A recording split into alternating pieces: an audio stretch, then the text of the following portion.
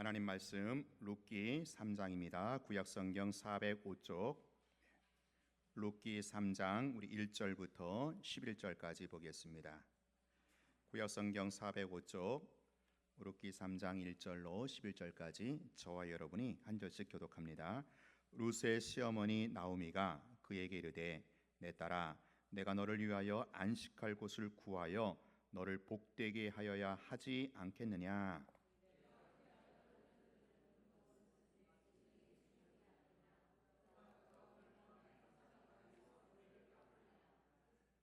그런즉 너는 목욕하고 기름을 바르고 의복을 입고 타작마당에 내려가서 그 사람이 먹고 마시기를 다 하기까지는 그에게 보이지 말고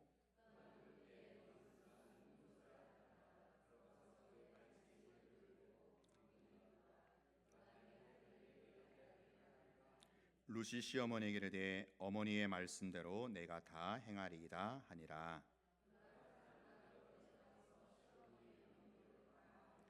보아스가 먹고 마시고 마음이 즐거워 가서 곡식단 더미의 끝에 눕는지라. 룻이 가만히 가서 그의 발치 이불을 들고 거기 누웠더라.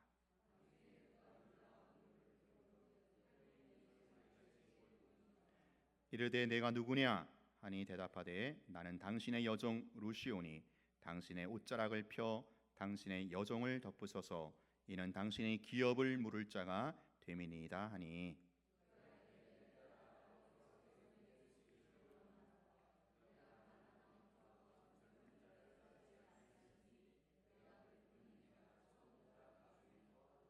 같이 합니다. 그리고 이제 내 딸아 두려워하지 말라. 내가 내 말대로 내게 다 행하리라. 내가 현숙한 여자인 줄을 나의 성읍 백성이 다 아느니라. 아멘. 우리 교회 청소년부와 청년부 수련회를 할 때마다 해마다 회자되는 말이 있습니다. 우리 수련회에 은혜의 수위가 해마다 올라간다라는 것입니다. 재작년 수련회보다는 작년 수련회가, 그리고 작년 수련회보다는 올해 수련회가 또 하나님께서 충만한 은혜로 예비해 주실 것이다 라고 하는 어떤 그런 기대치를 담긴 그런 또 수련에 대한 평가이고요, 또 우리의 기도 제목이자 구호이기도 합니다. 그렇습니다. 여러분, 은혜는요 점점 높아지고 점점 깊어져야 합니다. 이것이 은혜의 성격입니다. 자, 그러면 여러분, 이 은혜가 최고로 높아지는, 또 은혜가 최고로 깊어지는 그 은혜의 정점, 은혜의 최고의 수위는 과연 어떤 자리일까요? 이게 뭐 한없이 깊어지고 한없이 높아질 수는 없지 않겠어요? 은혜의 가장 그 정점, 최고 수위는 어디를 말할까요? 오늘 설교 제목입니다. 자, 우리 설교 제목 우리 한번 같이 한번 큰 소리로 합독해서 읽어보겠습니다. 시작. 은혜의 최고 수위 연함으로 인한 안식. 은혜의 최고 수위는 연함으로 인한 안식이다. 뭐로 인한요? 연함으로 인한 뭐요? 안식. 오늘 그래서 은혜의 최고 수위 이 부분을 좀 본문을 가지고 살펴보도록 하겠습니다. 자, 이제 룻기 3장에 넘어왔죠. 자, 룻기 3장에 딱 넘어오면서 지금 이 나오미가 매우 중요한 언급을 합니다. 아주 중요한 결단을 하고 그것을 며느리 룻에게 선언을 하는 거예요. 그게 3장 1절이죠. 우리 3장 1절 한 번 더 읽어보겠습니다. 시작. 룻의 시어머니 나오미가 그에게 이르되 내 딸아 내가 너를 위하여 안식할 곳을 구하여 너를 복되게 하여야 하지 않겠느냐. 여기서 나오미가 않겠느냐, 내가 너를 위해서 안식할 곳을 구하여야 하지 않겠느냐. 그 말은 뭐예요? 내가 안식할 곳을, 너를 위해서 안식할 곳을 반드시 구해주겠다라고 하는 의지가 담긴 그러한 표현입니다. 내가 반드시 너를 위해서 안식할 곳을 구해주겠고, 그래서 너로 하여금 복되게 해주겠다라는 것입니다.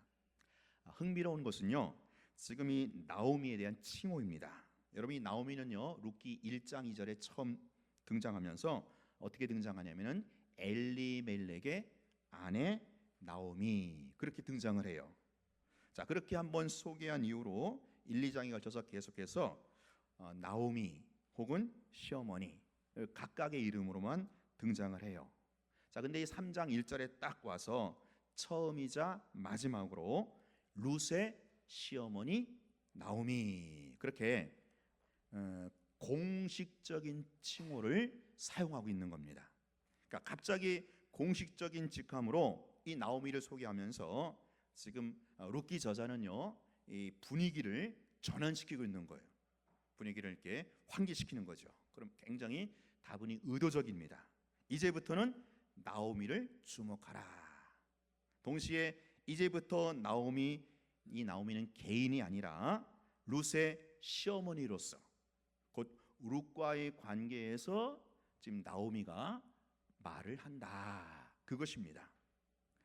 여러분 2장까지 우리가 지난주 살펴본 2장까지 어떤 내용이었는가? 보아스와 룻 사이에 하나님의 손길이 있었다고 그랬죠. 그걸 섭리라고 했는데 이 보아스와 룻 사이에 하나님의 손길이 움직이고 있음을 감지한 나오미가 지금 며느리 룻을 생각하는 그렇죠? 그런 시어머니로서 지금 결단을 내리는 거예요. 말을 하는 겁니다. 며느리가 안식할 곳을 구하고 내가 그를 복되게 하는 일에 시어머니 내가 적극적으로 나서겠다라는 것입니다. 자, 그럼 여러분 지금 나오미가 룻을 위해서 무엇을 구하겠다고요? 무엇을? 안식할 곳. 그렇지? 안식할 곳을 구하겠다. 사실 이 3장에 와서는 이 안식이라는 단어가 좀 키워드입니다. 여러분 그러면 지금 나오미가 룻을 위해서 구하겠다라고 하는 이 안식할 곳, 이 안식할 곳은 어디를 말할까요? 무엇을 가리키는 말일까요? 이게 지금 본문의 정황상 또 본문의 문맥상 이건 틀림없이 며느리 룻의 결혼을 염두에 둔 말이에요. 그러니까 룻이 남편을 만나서 가정을 이루는 그래서 그 평안함을 이루는 보금자리를 꾸미는 이것을 가리켜 안식할 곳이다. 그렇게 지금 표현을 하고 있다라는 거죠. 그러니까 지금 나오미는요 룻에게 이제 룻 네가 남편을 만나서 결혼하고 가정을 꾸리는 일에 내가 적극적으로 나서겠다. 그렇게 지금 선언을 하는 겁니다. 자, 그런 의미에서 우리 3장 1절 다시 한번 읽어보세요. 시작. 룻의 시어머니 나오미가 그에게 이르되 내 딸아 내가 너를 위하여 안식할 곳을 구하여 너를 복되게 하여야 하지 않겠느냐. 여러분 이 나오미 이 한마디는요 굉장히 중요한 명언이에요. 지금 이 룻기를 쫙 끌고 가면서 하나의 전환점을 이루는 아주 그야말로 금과 옥조 같은 그런 발언입니다. 이 한마디는요 지금 룻이 처한 그 현실을 아주 정확하게 진단한 그런 말이에요.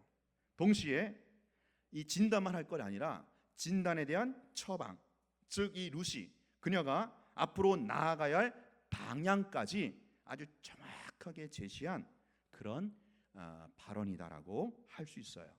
왜냐?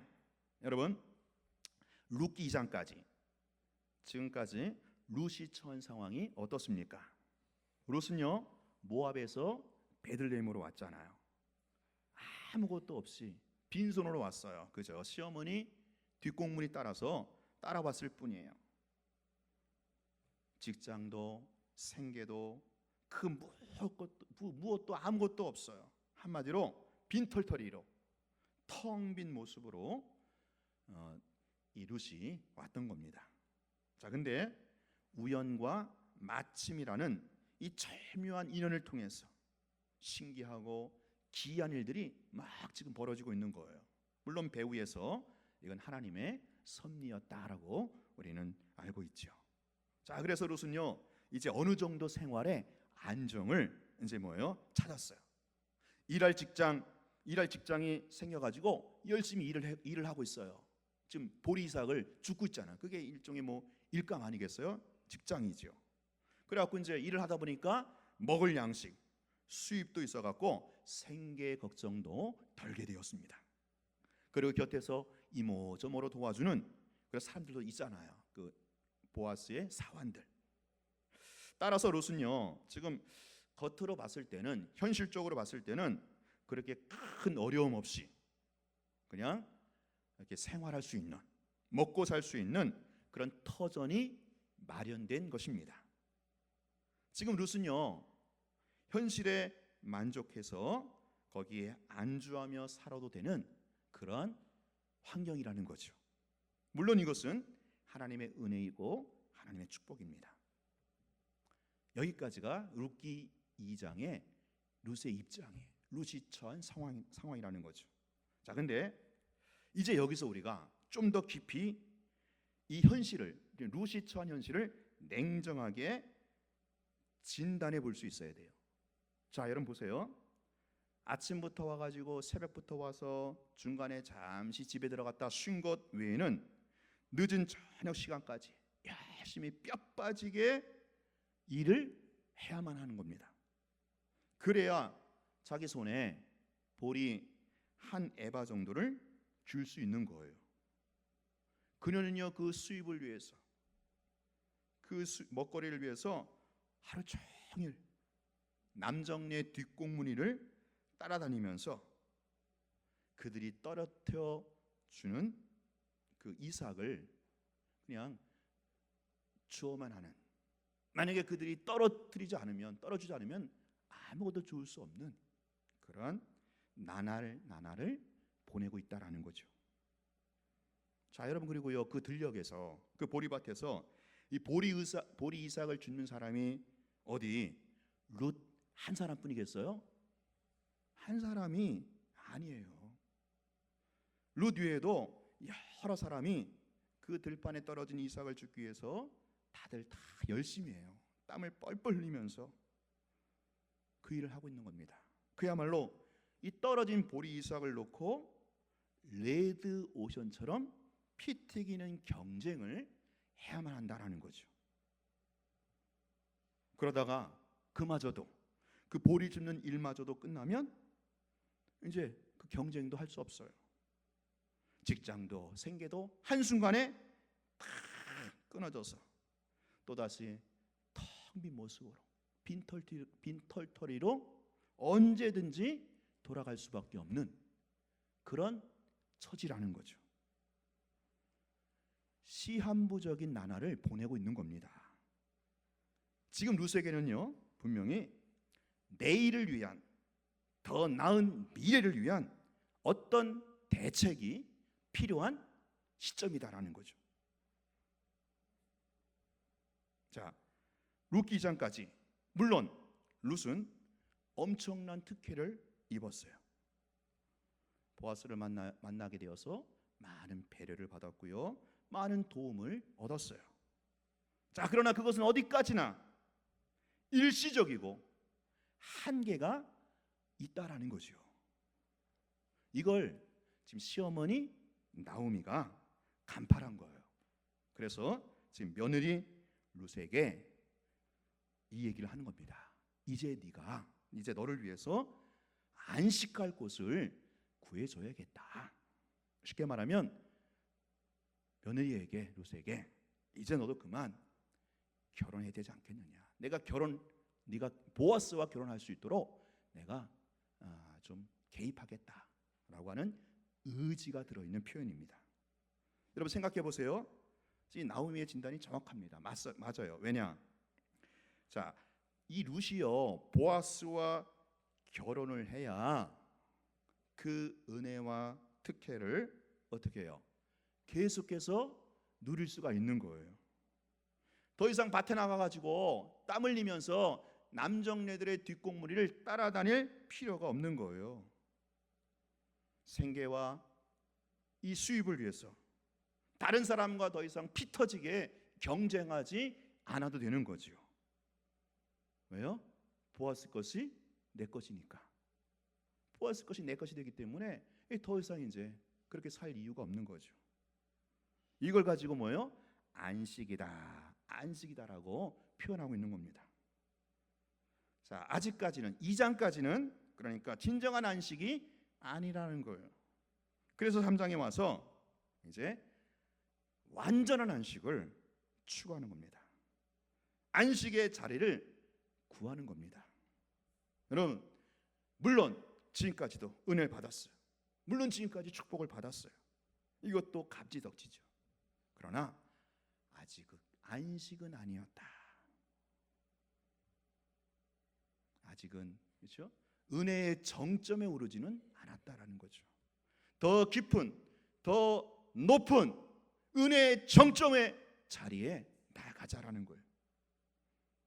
그래서 나오미는 더 깊은 은혜, 더 높은 은혜를 지금 촉구하고 있는 겁니다.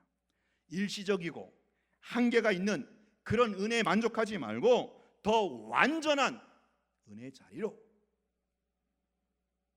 더 충만한 자리로, 은혜의 정점으로 나아가자라는 거죠. 사랑하는 여러분, 하나님께서 지금까지 오늘 우리에게 얼마나 많은 은혜를 주셨는지 몰라요. 그러나 여러분, 더 많은 은혜, 더 깊은 은혜를 여러분 갈망하시기를 바랍니다. 하나님 지금까지 여러분에게 많은 축복 주셨어요. 그러나 더 놀라운 축복이 있다라는 것 여러분 기억하시고 믿으시고 더 놀라운 축복을 향하여 여러분 갈망하세요. 도전하세요. 아직까지 우리에게 최고의 날은 아직 오지 않았다라는 거예요. 은혜의 정점을 향하여. 여러분, 하나님은요, 우리가 상상할 수도 없는 엄청난 축복, 엄청난 은혜를 예비해 놓으시고 기다리고 계셔요. 지금 룻이 보아스와 결혼해서 보아스의 모든 것을 다 갖게 드리라고는 감히 상상할 수도 없었잖아요.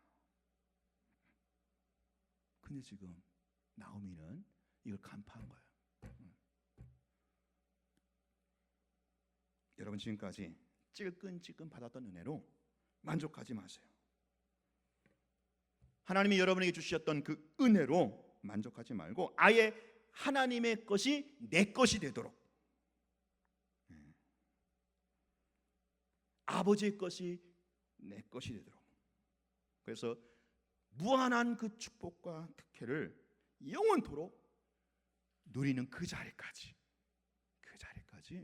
여러분 소원을 가지시고 한번 발동을 걸어보세요.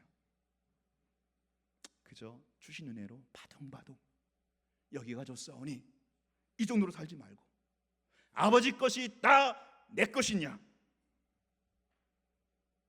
그 은혜의 최고의 경점에서 진정한 안식을 누리며 만끽하며 즐기며 살아가시기를 축원합니다. 이 소원을 갖자라는 거예요. 하나님은요, 상상할 수 없는 큰 축복과 은혜를 사실 예배에 두고 계셔요. 그래서 우리를 도전하십니다. 우리에게 이 자리로, 이 자리까지 나오라고 우리에게 도전하셔요. 여러분, 그러면 이렇게 이 더 깊은 은혜, 더 놀라운 축복의 자리로 나아가는 길이 무엇입니까? 어떻게 됩니까? 유일한 한 길이 있죠. 유일하게 한 길이 있어. 그래서 오히려 간단해요. 바로 이 나오미의 제안이라는 거예요. 보아스와 결혼하는 겁니다. 룻이 보아스와 결혼할 때 진정한 안식을, 그 제한 없는, 한계 없는 계속해서 그 축복과 특혜를 누릴 수 있다라는 거죠.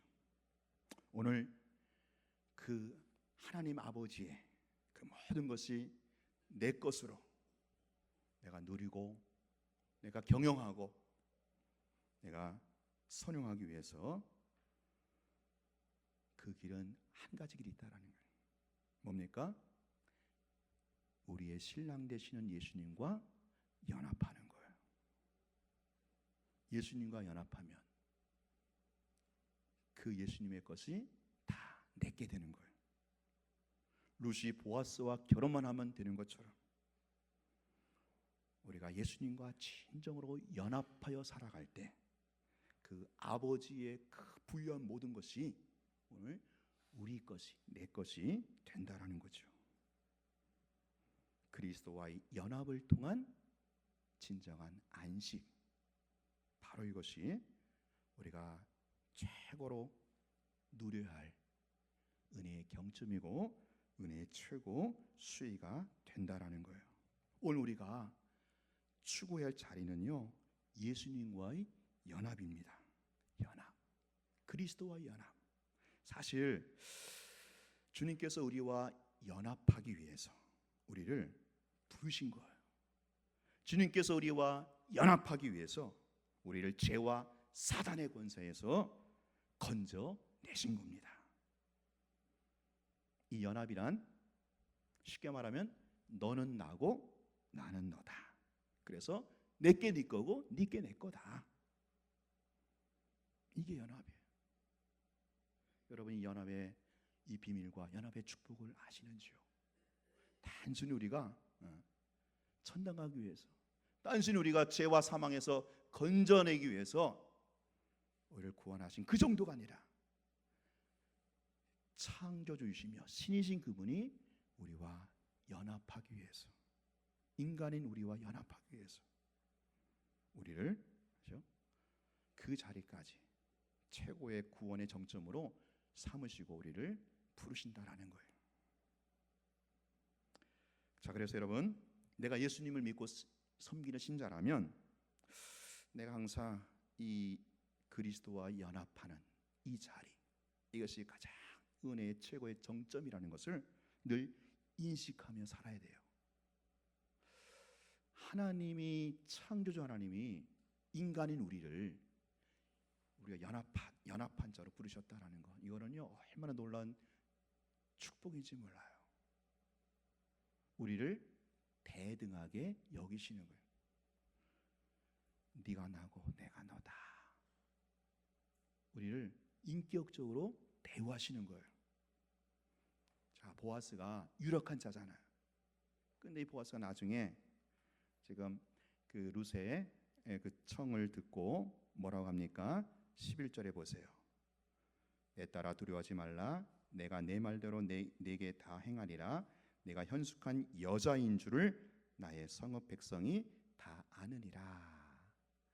지금 이 보아스가 룻에게 인정해 주는 거예요. 룻은 너는 현숙한 여인이다. 내가 인정할 뿐만 아니라 뭐요? 온 성읍의 백성들이 다 그렇게 인정한다. 그러니까 지금 유력한 자 보아스와 현숙한 여인 룻이 만나는 거, 1대1로 대등한 관계로 결혼하는 거, 이게 연합이라는 거죠. 그 높고 지순하신 하나님이 오늘 우리를, 인간 미물에 불과한 우리를 당신과 거의 대등한 자리로, 동격으로 너는 나야, 나는 너야, 우리 같이 살자, 그렇게 우리를 대우해 주시는 것, 바로 이것이 연합이라는 거죠. 연합. 이 연합의 자리에 들어갈 때 우리에게 진정한 안식이 있는 거예요. 더 이상 찔끔찔끔하는 은혜로 아둥바둥 살 필요가 없어요. 주님과 연합하는 그 자리에 설 때 아버지 것이 다 내게 되는 거예요. 영원히 지속적으로 아버지의 모든 충만과 축복을 내 것으로 누리고 향유할 수 있는 거예요. 자, 나오미가 룻에게 보아스와 결혼할 것을 촉구하면서, 그리고 내가 그렇게 해주겠다 의지를 그렇게 피력하면서 이어서 하는 말이 있어요. 그게 뭡니까? 이제 행동 지침을 내리죠. 네가 지금 보아스와 결혼하기 위해서 행동 지침, 구체적인 실천입니다. 그게 3절 4절이에요. 같이 읽겠습니다. 3절 4절 시작. 그 사람이 먹고 마시기를 다 하기까지는 그에게 보이지 말고 그가 누울 때에 너는 그가 눕는 곳을 알았다가 들어가서 그의 발치 이불을 들고 저기 누우라. 그가 네 할 일을 내게 알게 하리라 하니. 자, 쉽게 말하면 지금 룻에게 목욕 재배하고 깨끗하게 단장하고 꽃단장하고 이제 보아스가 누울 때에 그가 모르게 그의 발치 이불을 들고 거기 슬쩍 가서 누우라는 거예요. 근데 이걸 잘 보면은 얼핏 보면 이게 애정 행각처럼 보여요. 평소에 이제 뭐 좀 애정 소설을 많이 읽으신 분들은 이거 뭐 비슷하네 이런 표현하고 불륜 행각처럼 보이는 게 또 사실이에요. 근데 여러분 이것은 어떤 애정 행각이나 불륜 행각이 아니라 이것은요 유대인들에게 있어서 일종의 프로포즈하는 의식이라고 합니다. 프로포즈 의식. 자, 왜냐하면 이게 만약에 애정 행각이고 이게 만약에 이제 뭐 불륜 뭐 그런 식이라면 나중에 보아스가 이제 알아채고 나중에 보아스가 하는 반응을 보면 알아요. 자, 보아스가 어떻게 합니까? 10절, 11절 보세요. 보아스의 반응이죠. 10절, 11절. 시작. 그가 이르되 내 딸아 여호와께서 내게 복 주시기를 원하노라. 내가 가난한 건 부하건 젊은 자를 따르지 아니하였으니 내가 베푼이 내가 처음보다 나중에 더하도다. 그리고 이제 내 딸아 두려워하지 말라. 내가 내 말대로 내게 다 행하리라. 내가 현숙한 여자인 줄 나의 성읍 백성이 다 아느니라. 이게 지금 이제 보아스가 나중에 알고 룻을 알아채고 룻의 한 말이거든요. 그러니까 이거 보아하니까 뭐예요? 이게 지금 어떤 애정이나 불륜 행각이 절대 아니라는 거죠. 이게 뭐예요? 프로포즈입니다. 프로포즈 의식이에요. 이제 그걸 이제 보아스가 받아주는 거죠. 이걸 지금 나오미가 룻에게 시킨 지침이에요. 행동 지침. 보아스와 결혼하기 위해서 반드시 거쳐야 할, 반드시 통과해야 할 행동 지침, 프로포즈 의식이라는 거죠. 프로포즈를 해야 뭘 또 받아주든 말든 해서 결혼까지 이어지지 않겠습니까? 자, 근데 이러한 이 프로포즈를 룻의 입장에서 한번 생각해 보자라는 거예요. 룻의 입장에서. 여러분, 이 룻의 입장에서 지금 이 나오미가 시킨 대로 이 프로포즈를 하는 것이 과연 어떨까요? 어떨 것 같아요? 이거 뭐 그래요? 알겠습니다. 할 수 있을 것 같아요? 이건 쉬운 게 아니에요. 굉장히 사실은 이 정황상 난관이 많은 참 이 나오미가 제안한 것대로 순종하기 힘든 부분이에요. 왜냐? 룻은 여자예요. 보아스는 남자입니다. 여자가 남자에게 프로포즈한다. 뭐 요즘에야 뭐 그러겠지만 뭐 요즘엔 뭐 그런다고 하잖아요. 근데 이게 사실 쉬운 게 아니잖아요. 자존심 상하는 거죠. 남자가 나 여자가 프로포즈하는 건 그래도 받을 수 있어도 여자가 먼저 이거 꼬리치는 것 같고 프로포즈한다는 건 이거는 참 자존심이 상하는 일이기도 해요. 또 지금 룻은 이방인이죠. 가난한 여인이에요. 남편 일은 과부예요. 반면에 보아스는 유대인이고 아주 유력한 자다. 거기다가 그 지금 룻이 그 줍는 이삭 떨어진 이삭 줍는 그 밭의 지주예요. 밭의 주인입니다. 이게 지금 룻이 보아스에게 프로포즈하는 게 쉬운 게 아닙니다. 보아스가 룻에게 프로포즈하는 건 그래도 뭐 순탄하죠. 또 이게 아무리 프로포즈 의식이라고 하지만 남들 보기에는 자칫 오해를 살만하기도 한 거죠. 남들이 이목이 있어요. 저거 꽃뱀이구나. 꽃실라이제이션 하는 것처럼 보이잖아요.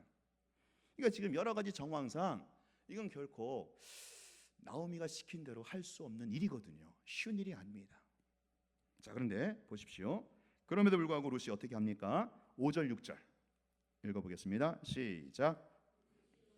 이르되 어머니의 말씀대로 내가 다 행하리이다. 그렇죠? 룻이 이제 시어머니 시킨 대로 그래 어머니, 내가 어머니가 시킨 대로 다 하겠습니다. 그럽니다. 그리고 6절은 이 룻기 저자의 저자의 기록입니다. 룻기 저자가 뭐라고 합니까? 6절 시작. 그가 타작마당으로 내려가서 시어머니의 명령대로 다 하니라. 시어머니가 한 명령대로 다 행했어요. 룻은요 시어머니가 시킨 대로 그대로 행했다라는 거죠. 참 행하기 어려운 행동이잖아요. 행동 지침이잖아요. 자존심도 내려놔야 되고 어떤 하기 싫은 그런 면도 많이 있잖아요. 다른 사람 눈치도 있고 안목도 있고 이런 거 다 내려놓고 다 이런 거 다 내려놓고 해야만 하는 그래서 룻은요 그래도 순종합니다. 여러분 이게 진정한 순종이라는 거죠. 순종이라는 것은요 할 만해서 하는 게 순종이 아닙니다. 성경이 말하는 순종은요 할 만하지 않지만 도저히 어떤 인간적으로는 상식적으로는 할 수 없지만 그래도 하는 거예요. 이게 성경이 말하는 순종입니다. 순종이에요. 예수님의 겟세마네 기도, 이거 잔을 내게서 치워달라, 치워주십시오. 그럼 나중에 마시잖아요. 할 수 없는 상황에서 하는 게 이게 순종입니다. 그리고 이 순종을 통해서 뭐예요? 안식이 주어진다라는 거예요. 안식은요 놀고 먹고 퍼지고 마시는 게 안식이 아니에요. 치열한 자기와의 싸움, 곧 순종. 순종하려면 자기랑 싸워야 되거든요. 자기의 욕심과 자기의 상식과 자기의 정욕과 자기 자존심과 자기 게으름과 지금까지 살아가던 자기 방식, 이것과 싸워야 주어지는 게 뭐예요? 안식이죠. 순종을 통해 주어지는 게 안식입니다. 이게 이제 히브리서 4장에서 그런 얘기 하잖아요. 여러분, 우리가 예수님과 연합하기 위해서, 예수님과 연합할 때 진정한 안식 주어지는데, 이 안식은 뭐예요? 순종해야 된다는 거예요. 순종해야 된다. 순종할 때만 예수님과 연합을 누리고 만끽하고 향유할 수 있다라는 거죠. 이 룻의 프로포즈, 자존심도 내려놔야 돼요. 마음에 내키지 않지만, 하기 싫지만, 귀찮지만 해야만 합니다. 성실해야 돼요. 부지런해야 돼요. 남들의 시선과 안목도 때론 초월할 수 있어야 돼요. 그런 순종을 통해서 우리는 예수님과 연합을 이룰 수 있다라는 거죠. 자, 룻이 이렇게 순종할 수 있었던 사실 숨은 비결이 있어요. 사실 룻의 이러한 처신은요 굉장히 파격적인 행동이죠. 아주 대범한 행동이에요. 용기, 배짱이 아닐 수 없어요. 그런데 이 룻이 이렇게 아주 파격적으로 용기 있게 대범하게 이렇게 그 행동 지침을 따라 순종할 수 있었던 그 비결이 있습니다. 은혜가 있습니다. 바로 9절입니다. 우리 9절 읽겠습니다. 시작.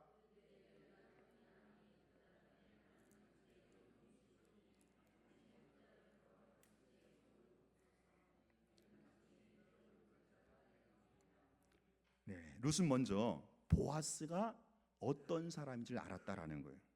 보아스가 누구라고요? 룻이 알고 있는 보아스. 정확하죠? 뭐예요? 당신은 기업 물을 자다. 기업 물을 자다. 이게 지난주에 제가 잠깐 설명했죠. 기업 물을 자. 이 고엘이라고 하는데 친족 중에서 그렇죠? 그 예를 들어서 이제 그 기업을 자기 기업 생계, 후손, 뭐 생계, 후손 이걸 다 책임을 져야 되는 사람이 뭐예요? 이게 고엘이에요. 고엘. 기업 물을 자. 지금 룻은 보아스를 향해서 당신이 기업 물을 자 아닙니까? 당신이 고엘 아닙니까? 그러므로 이렇게 과감하게, 어떻게 보면 참 무모하게 이런 행동을 옮길 수가 있었던 거죠. 보아스 그가 누구인지 알았기에, 보아스 그가 고엘인 줄 알았기에, 그가 기업 물을 자임을 분명히 붙잡았기에 그에게 기꺼이 용기 있게 배짱 있게 나아갈 수 있었다라는 거예요. 그리고 그 뭐요? 보아스 앞에 내가 누구인 줄도 알았죠. 룻이 뭐라고 그래요? 나는 당신의 여종입니다.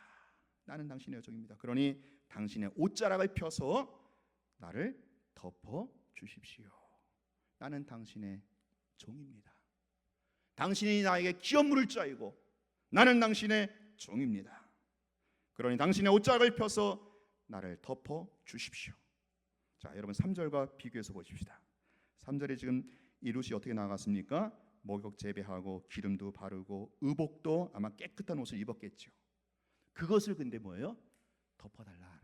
당신의 옷자락으로 내가 비록 깨끗하게 단정하고 꽃단장하고 노력하고 나갔지만 당신이 주인이기 때문에 당신의 옷자락으로 나를 덮어야만 나는 살 수 있습니다. 그 고백을 하고 있는 거예요. 여러분, 우리가 예수님과 연합한 자로 살기 위해서 순종해야 되는데 우리가 이 순종할 수 있는 비결이 있어요. 순종할 수 있는 은혜가 있어요.